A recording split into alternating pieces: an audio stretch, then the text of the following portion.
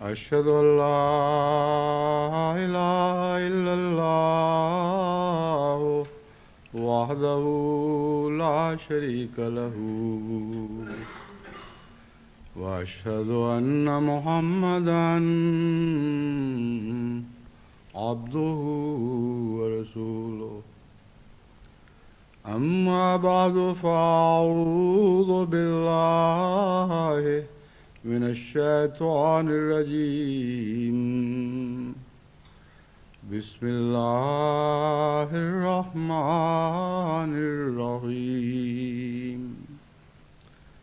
الحمد لله رب العالمين الرحمن الرحيم مالك يوم الدين إياك نعبد وإياك نستعين اهدنا الصراط المستقيم صراط الذين أنعمت عليهم غير المغضوب عليهم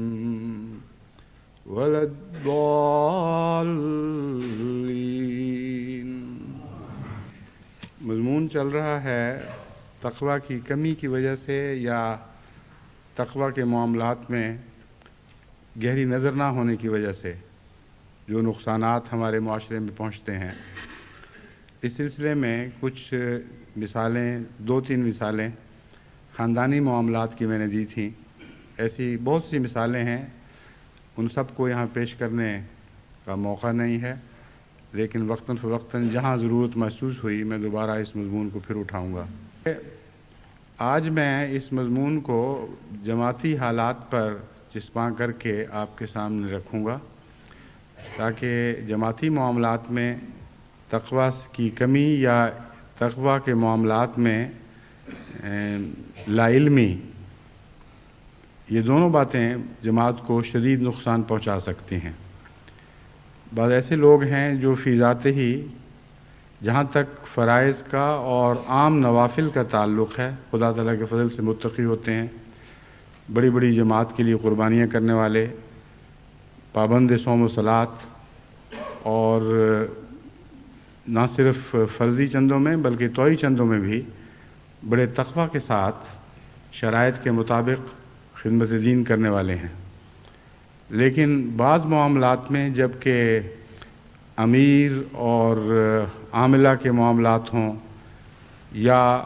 بعض لوگوں کے جو کوئی عہدے دار نہیں ہیں، امیر یا عاملہ سے واسطے پڑتے ہوں، ایسے تعلقات کے دائرے میں بعض دفعہ وہ بے حد غیر متقیانہ باتیں شروع کر دیتے ہیں،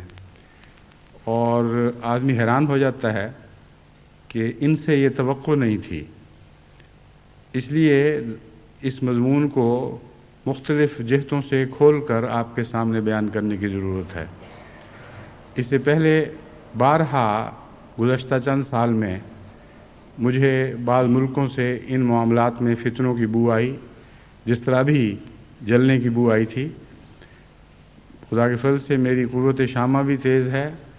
اور اندرونی حص جس سے فتنوں کی بو آ جاتی ہے وہ بھی بہت تیز ہے۔ چنانچہ جب میں نے تحقیقات کی تو رفتہ رفتہ بہت سے فتنوں کے عوامل عمل پیرا دکھائی دیے، کام کر رہے تھے اندر اندر، اور تحقیقات کے دوران بہت ہی افسوسناک تعجب ہوا کہ ہمارے سلسلے کے تجربہ کار مربی اور بعض صورتوں میں بعض عمراء بھی ان چیزوں میں باقاعدہ ملوث تھے۔ جہاں تک ان کی وقف زندگی کا تعلق ہے، میں یقین رکھتا ہوں کہ بڑے خلوص اور تقوی کے ساتھ انہوں نے زندگی وقف کی۔ جہاں تک ان کی ان نیتوں کا تعلق ہے جو انہوں نے اپنی نظر کے سامنے رکھی ہوئی تھیں، اس کے متعلق بھی کہا جا سکتا ہے کہ وہ نیتیں صاف تھیں، لیکن وہ نیتیں وہ تھیں جو انہوں نے عمداً خود سجا کر اپنی نظر کے سامنے رکھیں۔ اور یہ وہ سب سے بڑا انسانی فطرت کا خطرہ ہے جو انسان کو دھوکے میں مبتلا کر دیتا ہے۔ اور قرآن کریم نے جو فرمایا کہ شیطان وہاں سے حملہ کرتا ہے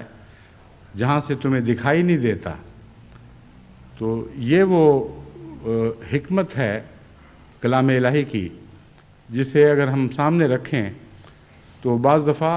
ایسے الجھے ہوئے معمے بھی حل ہو جاتے ہیں کہ ایک شخص متقی ہے، اس سے ان باتوں کی توقع نہیں، لیکن پھر بھی وہ باتیں کر رہا ہے۔ ہم قرآن کریم کی پیش کردہ اس حکمت کی روح سے اس معاملے کو یوں حل کریں گے کہ وہ وہاں سے ڈسا گیا ہے جہاں سے سانپ اس کو دکھائی نہیں دیا تھا۔ حملہ اس پر ایسی جگہ سے ہوا ہے جہاں اس کی نظر نہیں تھی، لیکن صرف یہ کہنا اس کے دفاع میں کافی نہیں، کیونکہ قرآن کریم دوسری جگہ اس مضمون کو یوں بیان کرتا ہے کہ انسان اپنے نفس کے حالات کو سمجھنے کی استطاعت رکھتا ہے۔ وہ اگر کوشش کرے تو یقیناً جان سکتا ہے کہ اس کے نفس کے پردوں کے پیچھے کیا کیا فتنے چھپے بیٹھے ہیں۔ وَلَوْ أَلْقَىٰ مَعَاذِيرًا، خواہ وہ بعد میں بے شمار عذر بھی پیش کرے اور کوشش کرے یہ ثابت کرنے کی کہ جو کچھ اس نے کیا تھا اس کا جواز موجود تھا۔ بس ایک پہلو سے ہمیں یہ سمجھ آ جاتی ہے کہ انسان بعض دفعہ عمداً بالارادہ، یعنی آنکھوں میں آنکھیں ڈال کر فتنے کو قبول نہیں کرتا، لیکن اس کی فطرت ان فتنوں پر پردے ڈالتی ہے اور نفسیاتی الجھنوں کا شکار ہو کر وہ اپنی دانست میں بڑی نیکی کی باتیں کر رہا ہوتا ہے۔ جہاں تک روزمرہ کی زندگی میں دوستوں سے تعلقات کا معاملہ ہے یا خاندان میں رشتہ داروں کے سے معاملات کا تعلق ہے، یہ بھی ان چیزوں سے بہت متاثر ہوتے ہیں۔ ان کے متعلق میں بارہا خطبات دے چکا ہوں، لیکن ان سے بہت زیادہ اہمیت یہ باتیں اس وقت اختیار کر جاتی ہیں جبکہ جماعت کے عہدے داران ان باتوں میں ملوث ہو جائیں، کیونکہ پھر یہ ان کے نفس کی برائی نہیں رہتی بلکہ پوری جماعت کو خطرہ لاحق ہو جاتا ہے۔ میں نے پہلے بھی بارہا اس طرف جماعت کو توجہ دلائی ہے کہ ایک انسان کے ذاتی گناہ ہیں، وہ چاہے کسی مقام پر ہو، اگر وہ دیانتداری سے کوشش کر رہا ہے، دعا کر رہا ہے اور اللہ تعالیٰ اس کے حالات پر پردہ ڈالے ہوئے ہے، تو کسی دوسرے کو حق نہیں، نہ نظام جماعت کو، نہ کسی فرد کو، کہ وہ کریدے اور تجسس کرے اور کوشش کرے کہ اس کی چھپی ہوئی بدیاں باہر نکل آئیں اور پھر وہ اس کو طعنہ دے سکے کہ تم یہ ہو اور یہ کرتے ہو۔ لیکن جہاں وہ بدیاں باہر آ جائیں وہاں نظام جماعت کو اختیار نہیں ہے کہ وہ ان سے آنکھیں بند کرے، کیونکہ اب یہ معاملہ اس کا اور خدا کا نہیں رہا، اس کا اور نظام جماعت کا بن گیا ہے۔ خدا مالک ہے، وہ بخشش چاہے تو ہر گناہ کو بخش سکتا ہے اور کوئی نہیں ہے جو اس کی بخشش کا ہاتھ روک سکے، مگر نظام جماعت غلام ہے اور ایک ادنا غلام ہے اس مالک کا جس نے نظام جماعت کو بعض اختیارات دیے ہیں اور بعض اختیارات نہیں دیے۔ وہاں بخشش یا رحم و کرم کا سوال ہی نہیں اٹھتا، وہاں تقوی اور انصاف کے ساتھ اپنی حدود کے اندر رہتے ہوئے وہ کارروائی کرنے کا سوال اٹھتا ہے جو قرآن کریم اور سنت اس سے تقاضا کرتی ہے۔ بعض دفعہ میں نے بعض معاملات میں جماعت کے عہدیداران کو پکڑا یا بعض افراد جماعت کو، تو انہوں نے ہمیشہ مجھے کہا آپ تو بخشش کی تعلیم دیتے ہیں، آپ تو کہتے ہیں خدا اتنا مہربان ہے، خدا ایسا ہے جو تمام عمر کے گناہوں میں ملوث انسان کو جس کے متعلق دنیا میں فتویٰ دے دے کہ یہ کبھی معاف نہیں ہوگا اس کو بھی معاف کر سکتا ہے، اور آپ اب ہماری چھوٹی سی غفلت کو معاف نہیں کرتے۔ اس کے جواب میں انہیں یہی کہتا ہوں کہ میں نے یہ جو صفات بیان کی تھیں اپنی نہیں بلکہ خدا کی بیان کی تھی، اور بحیثیت مالک خدا کو یہ اختیار ہے۔ جو اختیار خدا نے مجھے دیے ہیں بحیثیت مالک، ان میں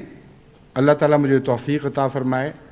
کہ میں خدا کی صفات کا جلوہ کا نمونہ بنوں اور ان کے مطابق جہاں تک مجھ سے ممکن ہے بخشش سے کام لوں. لیکن جہاں خدا تعالیٰ کی بخشش اپنی جگہ مگر اس کی مالکیت اپنے جلال سے جلوہ گر ہو اور مجھے اختیار نہ دے کہ ان معاملات میں میں اپنے ذاتی رحم سے کام لیتے ہوئے کسی کو معاف کروں، وہاں میں بے اختیار ہوں. حضرت صلی اللہ علیہ وآلہ وسلم کی بعض مثالیں ہمارے سامنے ہیں. حد سے زیادہ، یعنی حد سے زیادہ تو نہیں، کیونکہ حد سے زیادہ جو چیز بڑھ جائے وہ خلق کے مقام سے آگے نکل جاتی ہے یا گر جاتی ہے. حضرت صلی اللہ علیہ وآلہ وسلم بخشش کی آخری حدوں کو چھو رہے تھے، جس کے بعد بخشش کی کوئی حد نہیں ہے. خدا کے بعد کبھی کوئی انسان اتنا رحم کرنے والا، اتنا بخشنے والا دنیا میں نہ پیدا ہوا نہ آئندہ ہوگا، جیسا کہ ہمارے آقا و مولا حضرت اقدس محمد مصطفیٰ صلی اللہ علیہ وآلہ وسلم تھے. مگر جہاں خدا تعالیٰ نے آپ کو نگران بنایا تھا، جہاں بعض اصولوں کی حفاظت کا سوال تھا، وہاں بعض دفعہ آپ نے ناراضگی کا ایسا اظہار کیا کہ کسی صورت معاف کرنے پر آمادہ نہیں ہوئے جب تک خدا نے الہاماً آپ کو اس بات پر پابند نہیں فرمایا کہ اس معاملے میں تجھے اجازت دیتا ہوں کہ معاف کر دو، درگزر سے کام لو. مثلا وہ 3 صحابہ جو پیچھے چھوڑے گئے تھے، جو جہاد میں شریک نہیں ہو سکے تھے، ان کے متعلق آتا ہے کہ جب حضرت صلی اللہ علیہ وآلہ وسلم ان سے ناراض ہوئے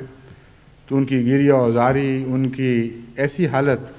کہ گویا وہ اس غم سے ہلاک ہو جائیں گے، آپ کے دل پر اثر نہیں کر سکتی تھی.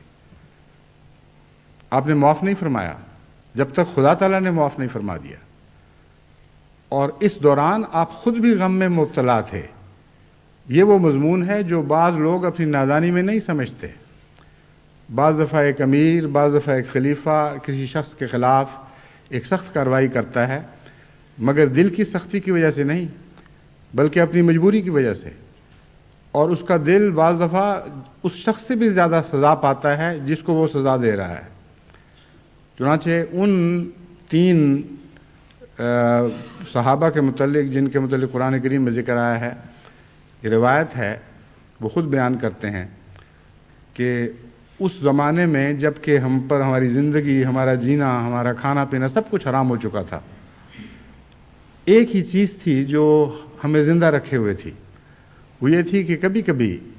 اچانک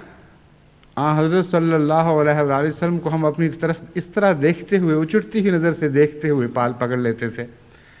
کہ جب رسول اللہ صلی اللہ علیہ وسلم کو خیال نہیں تھا کہ ہم ان کو دیکھ لیں گے،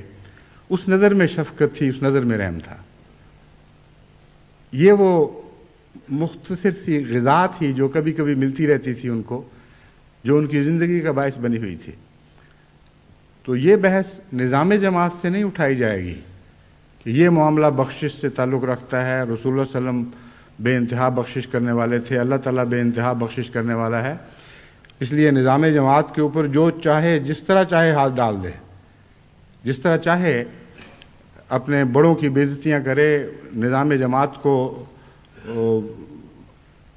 سے لاپرواہی سے پیش آئے اور گستاخی سے پیش آئے، عدم تعاون کرے اور ان باتوں پر اصرار کرے، اور پھر اس کا تقاضا ہو کہ مجھے ضرور معاف کیا جائے. ایسی صورتوں میں بھی بعض دفعہ انفرادی طور پر معافی کی گنجائش ہوتی ہے، مگر جب یہ باتیں فتنوں پر منتج ہوں تو ایسے موقع پر لازماً سختی کرنی پڑتی ہے، اس کے سوا چارہ کوئی نہیں ہے. اس کی بہت سی مثالیں ہیں جو میرے سامنے ہیں، کیونکہ میں نے جیسا کہ بتایا ہے مختلف وقتوں میں مختلف ممالک میں مختلف فتنے اٹھنے لگے، اور اللہ تعالیٰ نے توفیق عطا فرمائی کہ بر وقت ان کا صحیح تجزیہ کیا جائے، ان کو وقت پر پکڑا جائے اور دبا دیا جائے، سمجھا کر، منتیں کر کے بھی، لیکن جماعت کے وقار کو قائم رکھتے ہوئے جس طرح پیش گئی، خدا نے فضل فرمایا، ان فتنوں سے نپٹا گیا، اور خدا کے فضل سے ایک آدھ کے سوا کوئی شخص ضائع نہیں ہوا، جبکہ یہ خطرہ تھا کہ جماعتوں کی جماعتیں پھسل سکتی تھیں. اب میں نے یہ فیصلہ کیا ہے کہ ایسے معاملات کو ساری جماعت کے سامنے رکھوں گا، کیونکہ ان باتوں پر پردہ پوشی جہاں تک ذاتیات کا تعلق ہے وہ تو جائز ہے اور مناسب بھی ہے، لیکن جہاں تک مثالوں کا تعلق ہے میں سمجھتا ہوں ان باتوں سے متعلق مزید پردہ پوشی سے کام لینا جماعت کے لیے نقصان دہ ہوگا، کیونکہ بہت سے لوگ آج عہدوں پر فائز نہیں ہیں، کل عہدوں پر فائز ہوں گے۔ بہت سے ہیں جو آج ایک غلطی نہیں کر رہے، کل ایک غلطی کر سکتے ہیں، اور ان بیچاروں کو پتہ ہی نہیں کہ ان معاملات میں اس سے پہلے میں کیا اقدام کر چکا ہوں اور میں نے ان معاملات کو کس طرح سمجھا اور کیا کیا غلط فہمیاں تھیں فتنہ پیدا کرنے والوں کو، جن کی غلط فہمیاں دور کی گئیں اور خدا کے فضل سے وہ مزید ٹھوکر سے بچ گئے۔ اس لیے چند مثالیں آپ کے سامنے رکھوں گا بغیر نام کے، چھوٹی چھوٹی باتوں سے کس طرح فتنے شروع ہوتے ہیں، اور یہ مضمون آئندہ بھی شاید ایک دو خطبات میں اسی طرح جاری رہے۔ یہ تو تمہید ہے، اس میں بھی کافی وقت لگ گیا ہے، اس لیے آج تو مختصراً چند چھوٹی چھوٹی باتوں کا ذکر کروں گا۔ سب سے پہلے میں چغلی کے متعلق آپ سے بات کرنا چاہتا ہوں، یعنی غیبت، جس کے متعلق قرآن کریم نے بہت ہی سخت الفاظ میں مومنوں کو متنبہ فرمایا ہے۔ حالانکہ غیبت بظاہر ایک چھوٹی سی بات ہے، عام زبانوں کا چسکا ہے یا کانوں کا چسکا ہے، جو مردوں عورتوں میں ہر جگہ پایا جاتا ہے، اور یہ ایک ایسی بیماری ہے جو ساری دنیا کی سب قوموں میں عام ہے، مشرق میں بھی ہے اور مغرب میں بھی، سب میں یہ بات پائی جاتی ہے۔ قرآن کریم نے کیوں اس پر اتنی سختی فرمائی؟ یہاں تک فرمایا کہ جو غیبت کرتا ہے اس کی مثال ایسی ہے جیسے اپنے مردہ بھائی کا گوشت کھائے۔ بہت ہی مکروہ مثال ہے، یعنی مکروہ ان معنوں میں کہ اس کے فعل کی کراہت کو بہت کھول کر بیان فرمایا گیا ہے۔ مردہ بھائی کے گوشت کھانا، اول تو بھائی کا گوشت کھانا بہت ہی خوفناک بات، پھر مردے کا گوشت کھانا، یہ مثال کیوں دی گئی؟ اس میں کئی حکمتیں ہیں۔ ایک حکمت تو ظاہر ہے کہ وہ اپنے آپ اپنا دفاع نہیں کر سکتا، دوسرے اگر دفاع نہ بھی کر سکتا ہو تو یہ حرکت بہت مکروہ ہے اور کسی کا گوشت کھانے والی بات ہے، تیسرے کسی کی بوٹی نوچی جائے تو اس کا نقصان پہنچتا ہے، اس کا خون بھی کم ہوتا ہے، اس کا گوشت کا ٹکڑا اس جسم سے اترتا ہے، اور اگر کسی کو علم نہ ہو کہ میرے ساتھ یہ کیا جا رہا ہے تو اس کو یک طرفہ نقصان پہنچتا رہتا ہے۔ اور عملی دنیا میں غیبت یہی سب کام کرتی ہے۔ اس سلسلے میں اگر مزید غور کیا جائے تو غیبت کی ایک تعریف بھی سمجھ میں آ جاتی ہے، ایک ایسی تعریف جس پر عموماً لوگوں کی نگاہ نہیں ہے۔ وہ یہ ہے کہ کوئی شخص کوئی ایسی بات کرے جس کے نتیجے میں سننے والے لوگوں کے اندر کسی اور شخص کا یک طرفہ طور پر احترام کم ہو جائے، اور نیت یہ ہو کہ اس کو نقصان پہنچانا ہے، لیکن اگر بغیر نیت کے بھی ایسا فعل کیا جائے اور نقصان پہنچ جائے تو وہ بھی غیبت ہے۔ جہاں تک نیتوں کا معاملہ ہے، یہ اللہ تعالیٰ بہتر جانتا ہے کہ نیت کیا تھی، کیونکہ انسان نیت پر نظر نہیں رکھ سکتا۔ اس لیے اگرچہ اعلیٰ تعریف غیبت کی یہی ہے کہ کوئی انسان اس نیت سے کسی کے غیبت میں اس کی غیر حاضری میں اس کا ایسا ذکر کرے جس کے نتیجے میں سننے والوں کے دلوں میں اس کا احترام کم ہو جائے اور اس کو موقع نہ ہو دفاع کا، اس کو نقصان پہنچ جائے لیکن اس کو علم نہ ہو کہ مجھے نقصان پہنچ گیا ہے، یہ غیبت ہے۔ اسی لیے ایک موقع پر جب آن حضرت صلی اللہ علیہ وآلہ وسلم نے کسی شخص کی غیر حاضری میں حضرت عائشہ صدیقہ رضی اللہ تعالیٰ عنہ سے کوئی ایسی بات کی جو اس کے متعلق اس کی ایک کمزوری سے متعلق ایک امر واقعہ کا بیان تھا، تو اس حکمت کو نہ سمجھنے کے نتیجے میں محدثین مشکل میں پڑ گئے۔ وہ حیران تھے کہ رسول اکرم صلی اللہ علیہ وآلہ وسلم نے نعوذ باللہ غیبت کر دی اور اس کی بڑی بڑی تشریحیں کرنے لگے۔ حالانکہ امر واقعہ یہ ہے کہ اس موقع پر جو بات ہوئی اس کا تعلق اس شخص کی عزت کو یک طرفہ نقصان پہنچانے سے نہیں تھا، نہ حضرت اقدس محمد رسول اللہ صلی اللہ علیہ وسلم کی یہ نیت تھی، نہ حضرت عائشہ کا اس سے کوئی ایسا تعلق تھا کہ اس کا مقام حضرت عائشہ صدیقہ رضی اللہ تعالیٰ عنہ کے دل میں گرنے کے نتیجے میں کوئی نقصان پہنچے۔ باہر کے دوست جو خطبہ سن رہے ہیں ان سے میں درخواست کرتا ہوں کہ وہ نماز سے پہلے تک مسجد میں آ جائیں تاکہ بارش سے بچ سکیں۔ جو دوست خوشی سے بارش میں بیٹھنا چاہتے ہیں وہ بے شک بیٹھے رہیں۔ یہاں اتنی گنجائش ہے کہ اگر 15-20 احباب اندر تشریف لے آئیں تو آ سکتے ہیں۔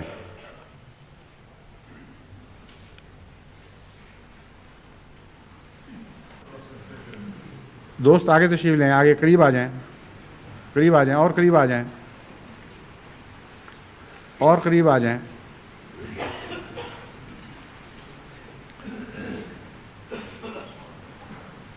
جو دوست باہر سے اندر تشریف لانا چاہیں آ جائیں، یہاں خدا کے فضل سے دلوں میں بھی گنجائش ہے اور مسجد میں بھی کافی گنجائش ہے ابھی۔ اور شکر جائیں، یہاں قریب آ جائیں، اور یہاں بھی جگہ خالی پڑی ہیں۔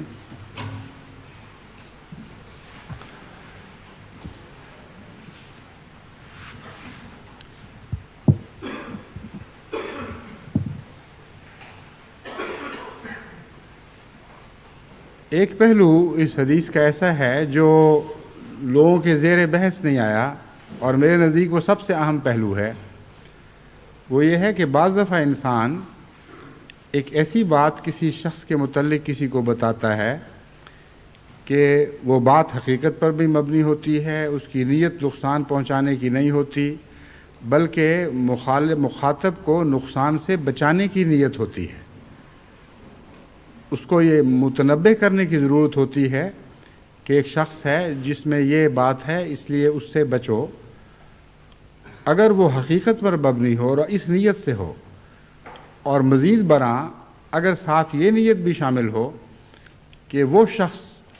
اگر اس بات کو سنے گا تو مانے گا تو نہیں لیکن اس کو تکلیف پہنچے گی، تو اس تجزیے میں یہ ہرگز غیبت نہیں بلکہ نہایت ہی پرحکمت فعل ہے۔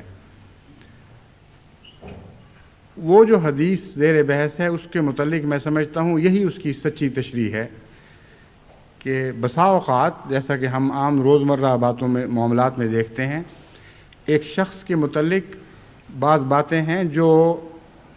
ایک مجلس کے محدود افراد جانتے ہیں اور ان کے علم میں کوئی اضافہ بھی نہیں ہو رہا ہوتا۔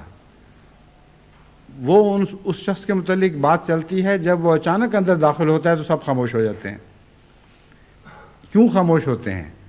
اس لیے نہیں کہ وہ جھوٹ بول رہے تھے، اس لیے نہیں کہ وہ اس کے علم کے بغیر اس کو نقصان پہنچانا چاہتے تھے، بلکہ اس لیے خاموش ہو جاتے ہیں کہ اس کو تکلیف نہ پہنچے، اس کو اذیت نہ ہو۔ اور غیبت کے مضمون میں اذیت نہ پہنچانے کا مضمون داخل ہے۔ چنانچہ آن حضرت صلی اللہ علیہ وآلہ وسلم نے اس مضمون کو مزید اس طرح واضح فرمایا کہ آپ نے فرمایا کہ وہ شخص جو کسی کی غیبت کرتا ہے، جس سے وہ غیبت کرتا ہے، اگر وہ بات اپنے تک رکھے اور آگے نہ پہنچائے تو اس غیبت کی مثال ایسی ہی ہوگی جیسے کوئی کسی کی طرف تیر پھینکے اور وہ تیر اس کو نہ لگے اور لگنے سے پہلے گر کر اس کے قدموں میں لگنے سے پہلے اس کے قدموں میں گر جائے۔ فرمایا وہ شخص جو غیبت کو سن کر آگے اس شخص تک پہنچاتا ہے جس کے متعلق بات کی گئی تھی، اس کی مثال ایسے ہی ہے جیسے وہ پاس کھڑا ہو، جب وہ تیر قدموں میں گرا ہو، قدموں سے اٹھائے اور اس کے سینے میں گھونپ دے۔ تو دیکھیں کتنی عظیم الشان پرحکمت تعریف ہے غیبت کی، اور غیبت سے مناہی کا فلسفہ بیان فرما دیا۔ اصل مراد یہ ہے کہ بھائی سے کسی بھائی کو تکلیف نہ پہنچے۔ اگر انسان غائبانہ تکلیف اس طرح پہنچانا چاہے کہ اس کے خلاف کسی کے کان بھرے تو یہ بات اس تک پہنچے نہ پہنچے یہ غیبت بن جائے گی۔ اگر اس نیت سے نہ بھی کی ہو اور بات کسی کے خلاف کہی ہو تو جس نے سنا ہے اس کے پاس یہ امانت ہے، اس کا فرض ہے کہ اس میں خیانت نہ کرے. یا تو وہ اس کو ٹوکے اور سمجھائے کہ تم نے ایک شخص کے متعلق غائبانہ بات کر دی، تمہارے لیے مناسب نہیں تھا، یا پھر اس کے لیے ضروری ہے کہ وہ بات آگے پہنچانے سے احتراز کرے، کیونکہ جب اس نے بات سنی اور خاموشی اختیار کی تو وہ لازماً اس کا مؤید بن گیا. اس صورت میں یہ غیبت ان معنوں میں نہ رہی جن معنوں میں میں ایک حصے کی تعریف کر چکا ہوں. یعنی ایک شخص نے ایک ایسے شخص سے بات کی، کسی شخص غائب کے متعلق، جس کی اس برائی میں دونوں متفق ہیں، تو کیا نقصان ہوا اس شخص کو؟ جب دونوں متفق ہیں تو بات کہنے والے نے کوئی ایسی بات نہیں کہی جس سے کسی کو غائبانہ نقصان پہنچا، لیکن جب وہ سننے والا وہاں اتفاق کرنے کے بعد پھر تکلیف اٹھا کر دوسرے شخص تک پہنچتا ہے اور اسے وہ بات بتاتا ہے، تو اس کی مثال وہی ہے جیسا کہ حضرت صلی اللہ علیہ وآلہ وسلم نے واضح فرمایا، جیسے تیر کسی کی طرف چلایا گیا ہو، لگا نہ ہو، اس کے سامنے قدموں میں جا پڑے اور کوئی شخص اٹھا کے اس کے سینے میں گھونپ دے. وہ زیادہ ظالمانہ فعل ہے، کیونکہ پہلے شخص نے تو کم سے کم کچھ احتیاط کی تھی کہ اس کو تکلیف نہ پہنچے،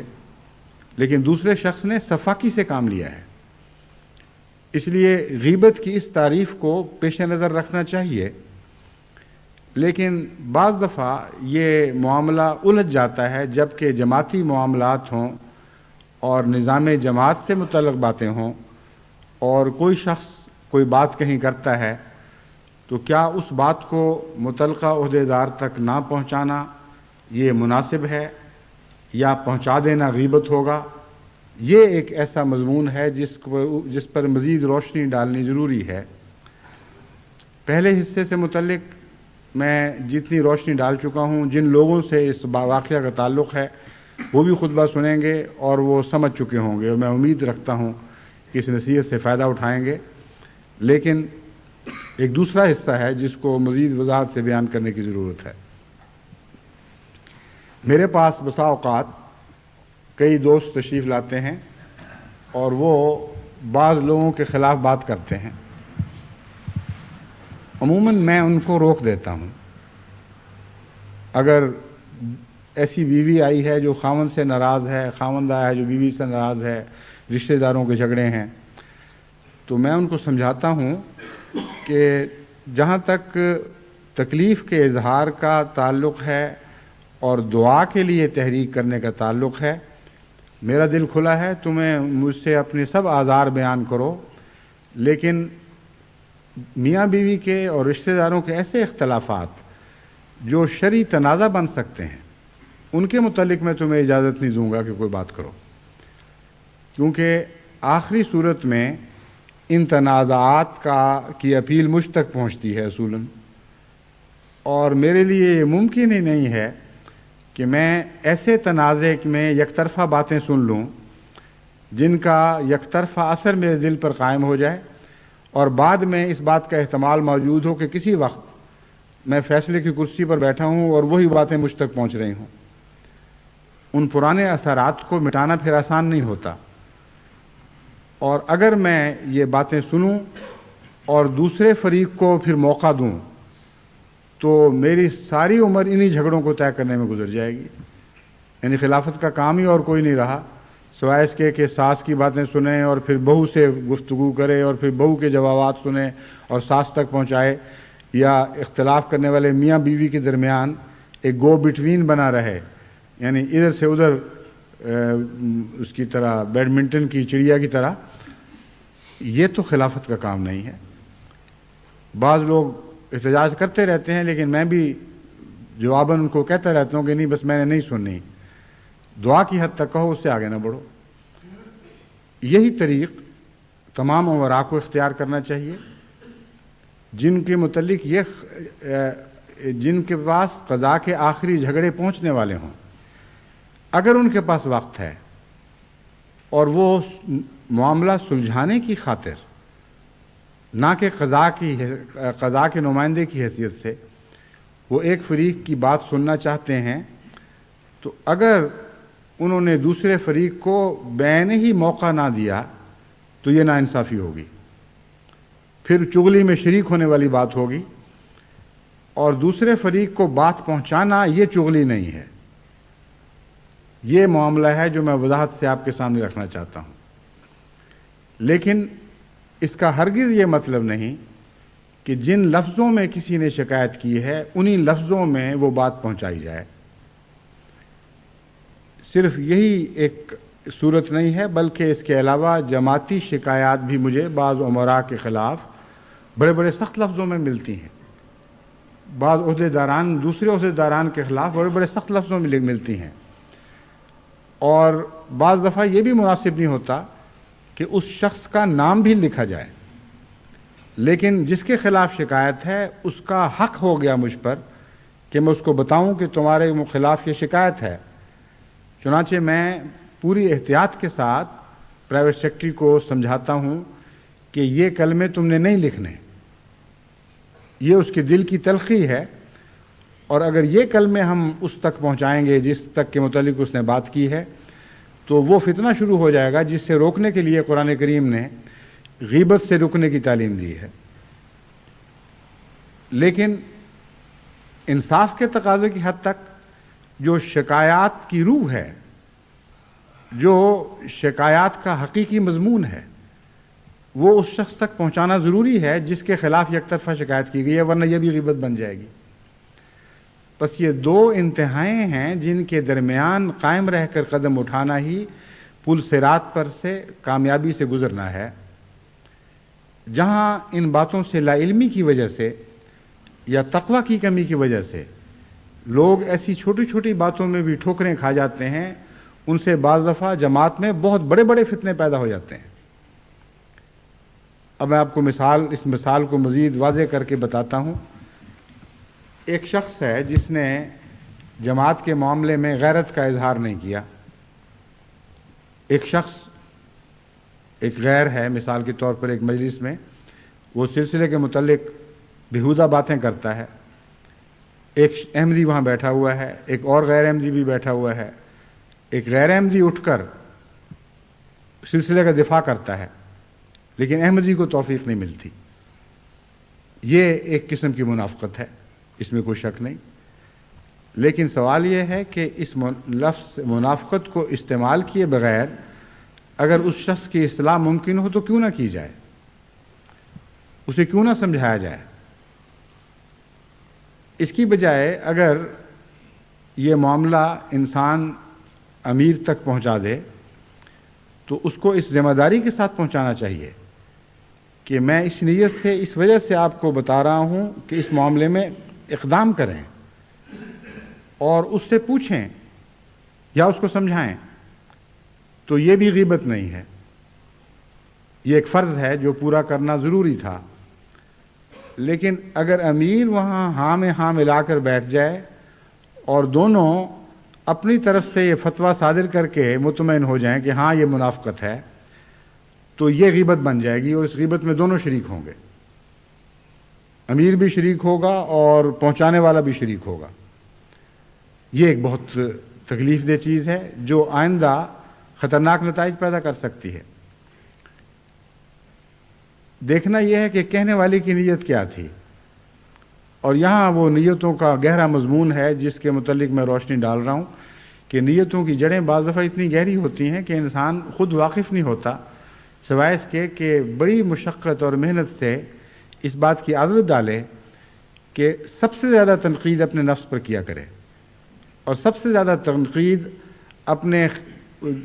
دل کی گہرائی سے اٹھنے والے خیالات پر کیا کرے۔ پہچان تو لیا کرے کہ وہ ہیں کیا، بعد میں ان سے بچ سکے نہ بچ سکے یہ ثانوی معاملہ ہے۔ اگر بعد میں ان سے نہ بھی بچ سکے تو اس کا کم نقصان دوسروں کو پہنچے گا اگر وہ پہچانتا ہو کہ یہ ہے کیا تھی، یہ چیز ہے کیا تھی۔ اور یہ جو بات میں بیان کر رہا ہوں میرے سامنے بہت سے ایسے معاملات ہیں ان پر میں چسپاں کر کے آپ کو بتا رہا ہوں. یہ بالکل حقیقت ہے کہ ایک ایسا شخص جو اپنے نفس کی کمزوریوں سے آگاہ ہو، اگر وہ کمزوریوں سے بعض کمزوریوں سے نہ بھی بچ سکے، اس کا جماعتوں کو نقصان نہیں ہوا کرتا الا ماشاء اللہ، سوائے اس کے کہ وہ شریر النفس ہو. اس کی ذات کو نقصان پہنچتا ہے، اور چونکہ وہ بچنے کی کوشش کرتا ہے اس لیے اللہ تعالیٰ بسا اوقات اس کو معاف بھی فرما دیتا ہے اور پھر آہستہ آہستہ اس کی اصلاح فرما دیتا ہے. لیکن جو شخص واقف ہی نہیں ہے کہ میرے دل میں یہ بات کیوں اٹھی اور ایک اقدام میں نے کیوں کیا،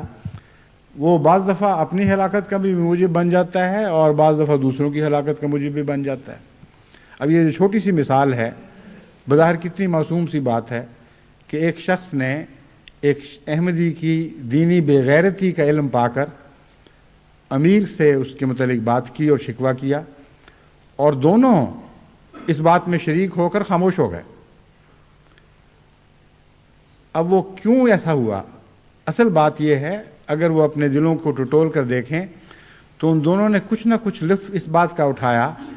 کہ وہ تو کمزور ہے لیکن ہم نہیں ہیں، وہ تو دینی لحاظ سے بے غیرت ہے مگر ہم نہیں ہیں، ہم اس چیز کو نفرت کی نظر سے دیکھ رہے ہیں. اور بتانے والے نے بھی اگر اس نیت سے بتایا ہوتا کہ اس کی اصلاح ہو تو ساتھ درخواست کرنی چاہیے تھی کہ امیر صاحب میری آپ سے درخواست ہے کہ حکمت اور کے ساتھ معاملہ فہمی کے ساتھ اس شخص کی اصلاح فرمائیں. لیکن یہ نہ کہنے کا مطلب یہ ہے کہ اس نے اپنے نفس کا چسکا پورا کیا ہے اور اپنے دل میں مطمئن ہو گیا کہ الحمدللہ میں نے اپنی اچھی اعلیٰ غیرت کا اظہار کر دیا. اب ایسا شخص عام دنیا کے حالات میں متقی بھی ہو سکتا ہے اور ہوتے ہیں، اور قربانیوں کے اعلیٰ معیار پر بھی قائم ہوتے ہیں، صاف گو سچائی پر قائم. لیکن یہ بہت سی باریک راہیں ہیں جن راہوں کے اوپر پوری روشنی نہیں پڑ رہی ہوتی. یہی وجہ ہے کہ قرآن کریم نے ہمیں یہ دعا سکھائی کہ ربنا اتمم لنا نورنا. یہ دعا کرتے رہو ہمیشہ کہ اے خدا ہمارا نور مکمل کرتا چلا جا، کیونکہ تقوی کی عام راہیں تو روشن ہیں، ان پر غلط قدم وہی اٹھاتا ہے جو غیر متقی اور شریر اور عمدن گناہ کرنے والا ہو. لیکن جو باریک راہیں ہیں وہاں بعض دفعہ روشنی کی کمی کی وجہ سے، لا علمی کے نتیجے میں انسان غیر متقیانہ بات کر جاتا ہے اور اس کو پتہ بھی نہیں لگتا کہ میں نے کی ہے. چنانچہ جو مثال میں دے رہا ہوں اس میں بیان یہی بات ہے. میں جانتا ہوں ان لوگوں کو جہاں یہ واقعہ پیش آیا، خدا کے فضل سے دین کے معاملے میں بڑی غیرت دکھانے والے، تقوی کے اعلیٰ مقام پر فائز، یعنی کھلے کھلے تقوی کے اعلیٰ مقام پر فائز، نمازی، پرہیزگار، دعا گو، سلسلے کی خاطر مالی قربانی کرنے والے اور اپنا وقت دینے والے، لیکن ایک چھوٹی سی بات میں اپنی لا علمی میں یا روشنی کی کمی کی وجہ سے ٹھوکر کھا گئے.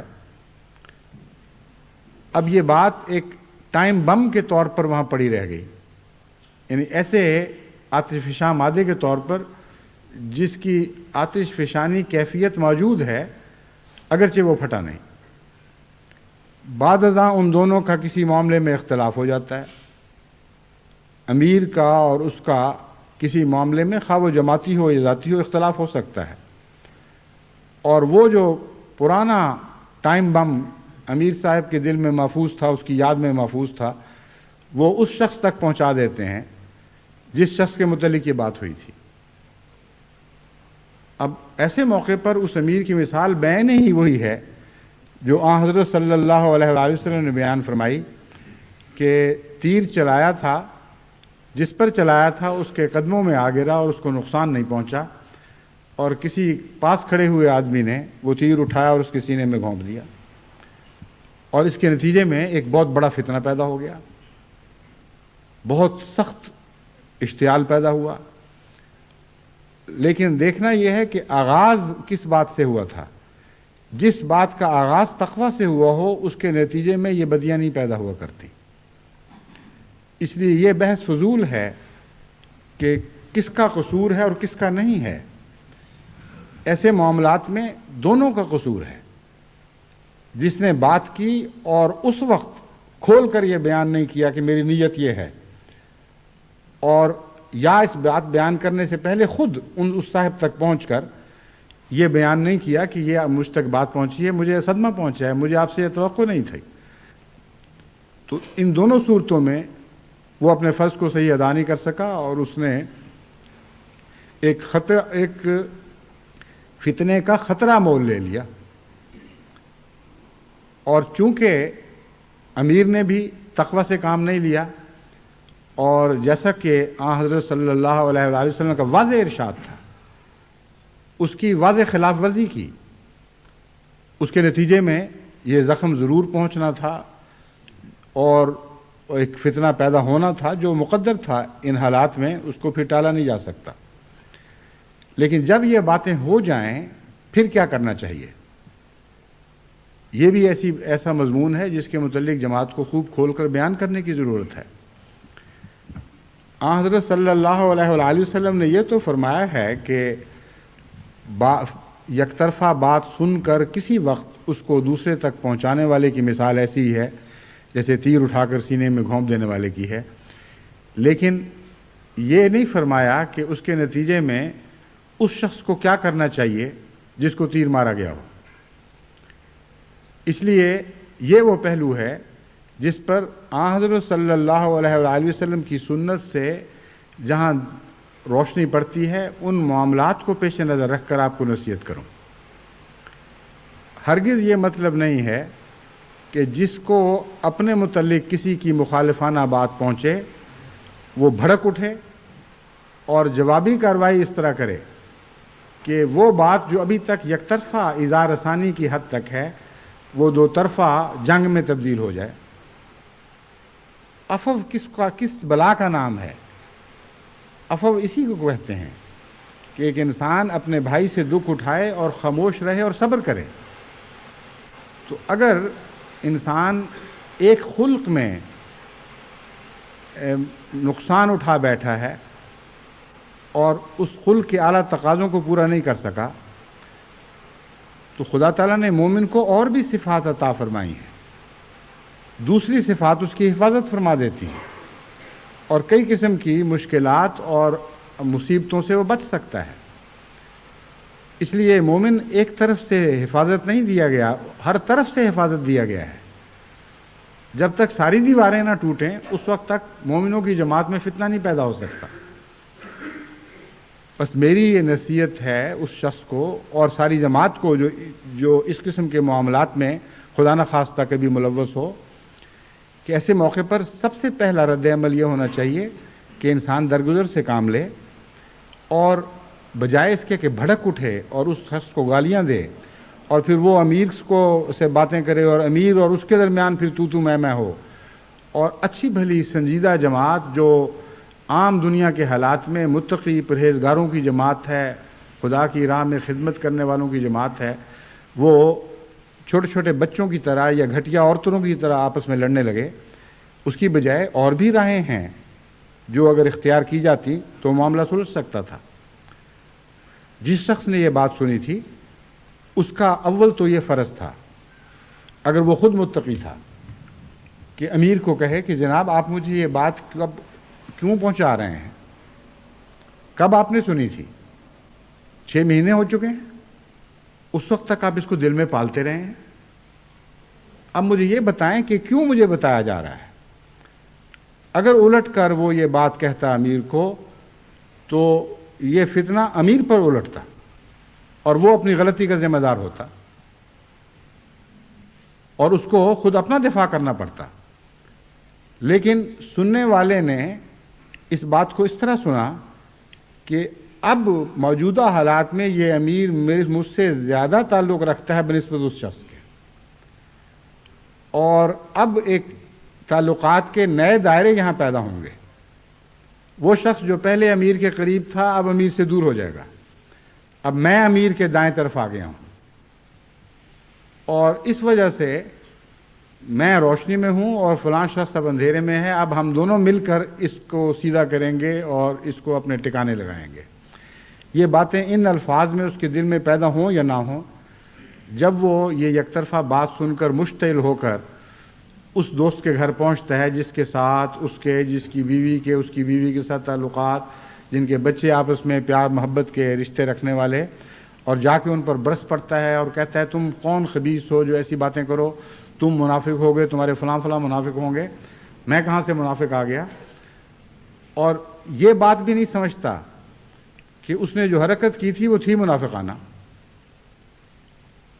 منافقت اس طرح قرار دینا جس کے نتیجے میں تکلیف پہنچے، یہ جائز نہیں ہے، لیکن جس سے حرکت ہو اس کو کچھ شرمندگی تو ضرور ہونی چاہیے۔ ایک دوسرا رد عمل اس کے اندر یہ پیدا ہونا چاہیے تھا کہ جو بات بیان کی ہے اس نے، اگرچہ اس کا طریق درست نہیں ہے، اس طرح کرنی نہیں چاہیے تھی، مگر غلطی مجھ سے ہو گئی ہے اور مجھے دینی غیرت دکھانی چاہیے تھی۔ اس کو چاہیے تھا کہ وہ ان تک پہنچتا اور اگر کوئی جواز تھا تو یہ بیان کرتا، اگر کوئی جواز نہیں تھا تو تسلیم کرتا کہ مجھ سے غلطی ضرور ہوئی ہے، مگر مجھے آپ سے بھی توقع نہیں تھی کہ مجھ پر تو منافقت کا الزام لگا رہے ہیں اور آپ خود حضرت صلی اللہ علیہ وآلہ وسلم کی نصیحت کو پشت پھینک رہے ہیں اور کوئی پرواہ نہیں کہ کیا حرکت کر رہے ہیں۔ ایک ایسے بھائی کا گوشت کھا رہے ہیں جو آپ کے لیے مردہ تھا،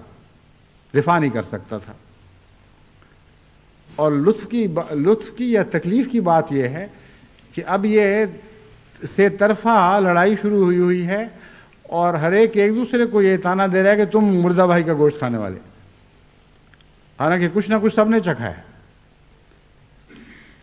جس نے احمدیت کے متعلق الزام تراشی سنی اور خاموش رہا اور بغیرتی کا نمونہ دکھایا، وہ بھی تو احمدیت کا گوشت کھانے والا تھا۔ اس کا فرض تھا کہ وہ اٹھتا یا مجلس سے اٹھ جاتا یا اٹھ کر دفاع کرتا۔ ایک غیر احمدی کو تو توفیق مل گئی وہاں دفاع کرنے کے لیے، اس کو نہیں ملی۔ اس لیے اسے نرم لفظوں میں کہا جائے تو ہم کہہ سکتے ہیں کہ ہو سکتا ہے اس کی پرورش ایسے ماحول میں ہوئی ہو جہاں اس کو ان باتوں کی سمجھ نہ ہو۔ اور امر واقعہ یہی ہے کہ وہ شخص جس کے متعلق بات کی جاتی ہے وہ ایسے ماحول کا پرورش یافتہ ہے جہاں اس کی تربیت گہری ہو نہیں سکتی تھی۔ اس کی یہ سعادت ہے کہ وہ اس ماحول کے باوجود احمدیت سے تعلق رکھتا ہے۔ اس میں اور بھی کمزوریاں ہیں، چھوٹی چھوٹی باتوں پر بعض اور بھی اعتراض کرتا ہے، بعض چندوں پر اعتراض کر دیتا ہے اور ایسی باتیں کرتا ہے۔ تقویٰ کا تقاضا یہ ہے کہ ایسے شخص کو سنبھالنے کی کوشش کی جائے، اس سے حسن سلوک کیا جائے، اس کی پردہ پوشی کی جائے، اس کی دل آزاریوں کو بھی برداشت کیا جائے اور کوشش کی جائے کہ وہ سنبھل جائے اور دن بدن بہتر احمدی ہوتا چلا جائے۔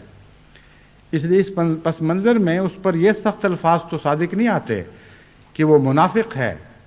اور وہ بغیرت ہے، مگر میں نے جو الفاظ کہے ہیں یہ ان معنوں میں کہ وہ لوگ جو تربیت یافتہ ہیں، جن کو بچپن سے احمدیت کی روایات کا علم ہے، جن کو حضرت صلی اللہ علیہ وآلہ وسلم کی سنت اور کردار کا علم ہے، وہ اگر ایسی بات کریں تو ان کے لیے یقیناً یہ منافقت یا بعض دفعہ غداری بھی کہا جا سکتا ہے اور دین سے بغیرتی بھی کہا جا سکتا ہے کہ ان تینوں میں سے کسی چیز کے مرتکب ہوئے ہیں۔ تو بہرحال وہاں ان باتوں کو ملحوظ نہ رکھنا، ایک کمزور آدمی کی کمزوری کو سمجھتے ہوئے اس کی اصلاح کی کوشش نہ کرنا اور اس قسم کی چھوٹی چھوٹی باتوں کو فتنوں کا موجب بنا لینا ایک جماعتی خودکشی کی مترادف ہے اور ایک دوسرے کے روحانی قتل کے مترادف ہے۔ چھوٹی سی جماعت ہو، اس میں ایسی ناپاک فضا پیدا ہو جائے اور چھوٹے چھوٹے معاملات اس قسم کے جھگڑوں تک پہنچ جائیں جہاں انفرادی طور پر ہر شخص خدا کے فضل سے، جیسا کہ میں نے بیان کیا ہے، شریعت کے تمام تقاضے پورے کرنے والا ہو۔ یہ بات ہمیں بتاتی ہے کہ انسان ہر وقت خطرے میں ہے، کوئی امن کی حالت میں نہیں ہے، صرف خدا کا فضل ہے جو انسان کے اوپر امن کا سایہ کیے رکھے تو انسان بچ سکتا ہے۔ اور جیسا کہ قرآن کریم نے ہمیں متنبہ فرمایا تھا، وہاں یہ نہیں فرمایا کہ کمزوروں کو شیطان چھپ کر کمزوروں کی گھات میں بیٹھتا ہے اور مومنوں تم اس سے بالکل بری ہو، بلکہ تمام ابنائے آدم کو مخاطب کیا ہے اور متنبع فرمایا ہے کہ دیکھو شیطان پہلے بھی تمہارے ماں باپ پر چھپ کر حملے کر چکا ہے، تم پر پھر بھی چھپ کے حملے کر سکتا ہے اور ضرور کرے گا۔ اس لیے شیطان کا چھپ کر حملہ کرنا سب پر عام ہے،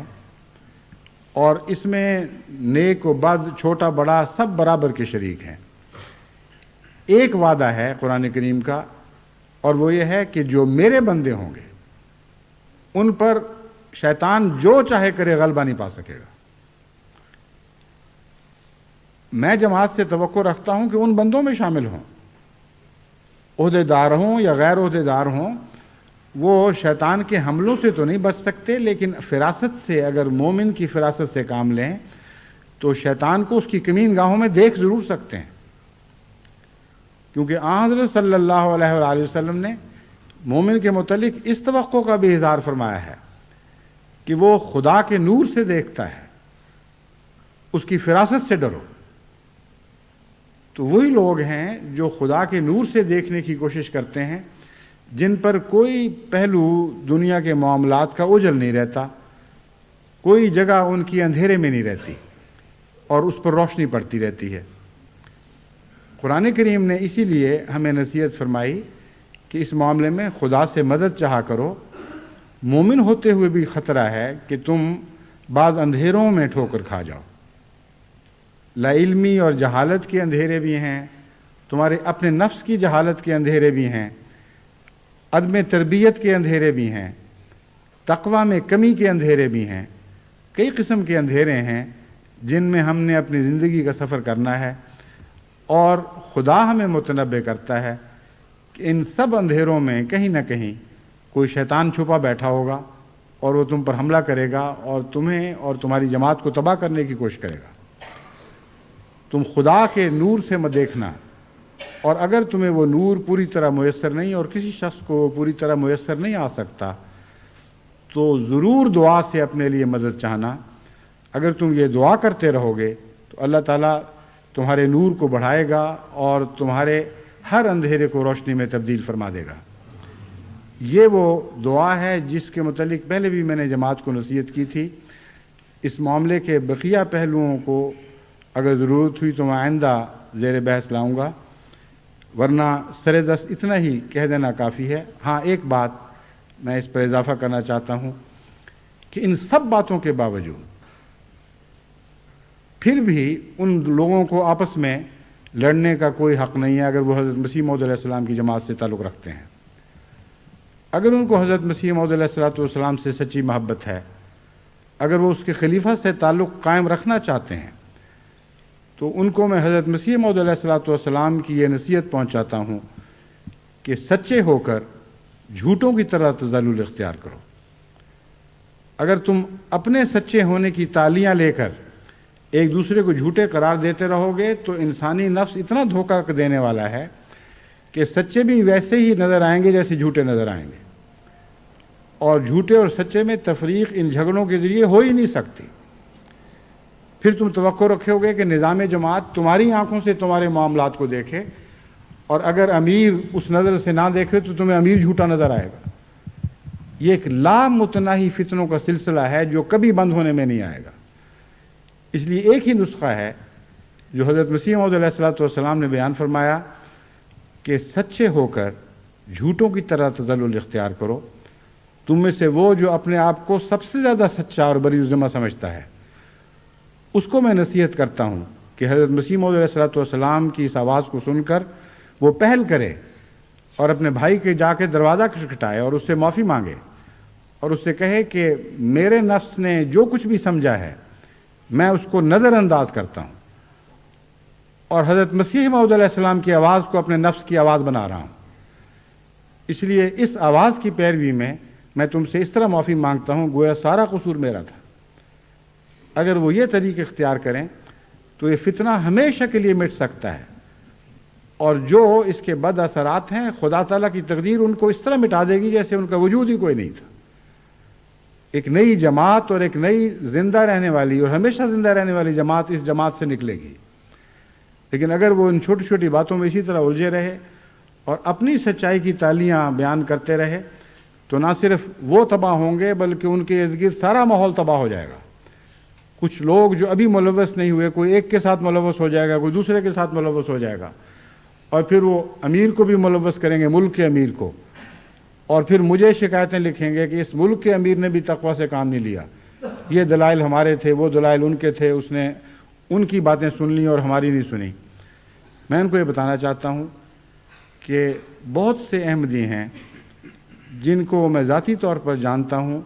کہ وہ جیسا کہ میں نے بیان کیا عام حالات میں متقی ہیں، اور ان کی میرے دل میں بہت جگہ ہے. اور بعض متقی نہ بھی ہوں تو میں ان سے آہستہ آہستہ تقوی کی توقع رکھتا ہوں، کیونکہ میں جانتا ہوں کہ وہ رفتہ رفتہ روبہ اصلاح ہیں، اور ان کی بعض خوبیوں کی وجہ سے بھی ان سے گہرا تعلق رکھتا ہوں. یہ لوگ جب آپس میں لڑ پڑیں، اس قسم کے لوگ، تو ان کو یہ سوچنا چاہیے کہ میرے دل میں تینوں بیٹھے ہوئے ہیں، وہ عملاً میرے دل کو پھاڑتے ہیں.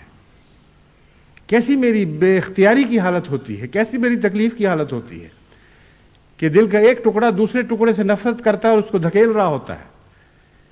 سوائے اس کے میں کچھ نہیں کر سکتا کہ بالآخر تینوں کو اس دل سے باہر نکال پھینکوں. اگر وہ اس پر آمادہ ہیں تو پھر جو چاہے کرتے پھریں، لیکن اگر وہ میرے دلوں میں اپنی دل میں اپنی جگہ وہ قائم رکھنا چاہتے ہیں تو ان کو کوئی حق نہیں ہے کہ مجھ سے محبت رکھتے ہوئے میرے دل کے ٹکڑے کریں اور اس کو پھاڑنے کی کوشش کریں. اس لیے نہ صرف یہ کہ آپ نصیحت پکڑیں، اپنے ماحول کو سنبھالیں، ورنہ لازماً اچھی جماعت اور ہونے کے باوجود یہ جماعت ہمیشہ کے لیے تنزل کا شکار ہو جائے گی، اور یہ فتنہ ارد گرد پھیل کر مزید جماعت کے ٹکڑے کرے گا. اللہ تعالیٰ ہمیں توفیق عطا فرمائے کہ ہم ان فتنوں سے بچیں. اب یہ چھوٹی سی مثال غیبت کی تھی، دیکھیں کہاں سے بات نکلی، کہاں تک پہنچی. اب آپ کو علم ہوگا کہ قرآن کریم نے کیوں اس جلال اور شان کے ساتھ آپ کو مترب میں فرمایا تھا کہ ہرگز غیبت میں مبتلا نہ ہونا. یہ مردہ بھائی کے گوشت کھانے والی بات ہے.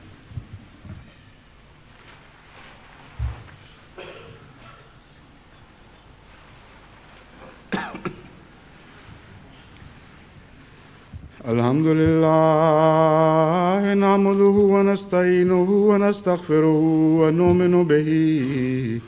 ونتوكل عليه ونعوذ بالله من شرور أنفسنا ومن سيئات أعمالنا من يهده الله فلا مضل له ومن يضلله فلا هادي له ونشهد أن لا إله إلا الله وحده لا شريك له ونشهد أن محمدا عبده ورسوله. عباد الله رحمكم الله إن الله يأمر بالعدل والإحسان وإيتاء ذي القربى وينهى عن الفحشاء والمنكر والبغي يعظكم لعلكم تذكرون. يعظكم لعلكم تذكرون. اذكروا الله يذكركم وادعوه يستجب لكم ولذكر الله أكبر.